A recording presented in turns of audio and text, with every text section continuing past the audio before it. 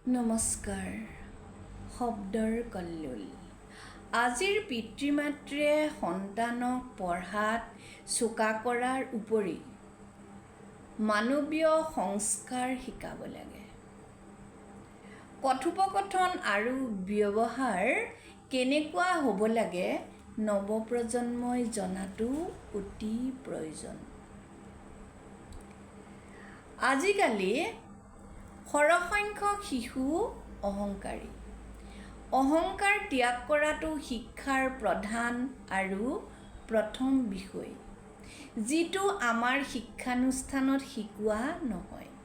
কিন্তু ৰাম, লক্ষ্মণ, ভৰত, শত্ৰুঘ্নক কুলগুৰু বশিষ্ঠই প্ৰথম দিয়া পাঠদানটোত আছিল অহংকাৰ ত্যাগ, যিটো ভিক্ষাৰ মাধ্যমেৰে ৰাজপুত্ৰ 4জনক শিকিবলৈ বাধ্য কৰাইছিল।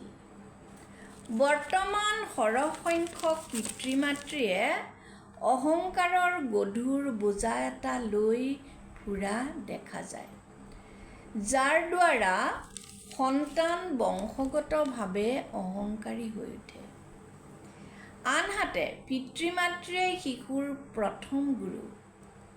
গতিকে পিতৃ মাতৃ হোৱাৰ আগতে সকলো ব্যক্তিয়ে এনে কিছুমান কথা শিকিব লাগিব, যাৰ দ্বাৰা বংশৰ নৱপ্ৰজন্ম মানৱীয় গুণেৰে গুণৱান হৈ পৰিব। সাধাৰণতে সকলো মানুহে বয়সতহে বেছি কথা জানে বা বিজ্ঞ হয়।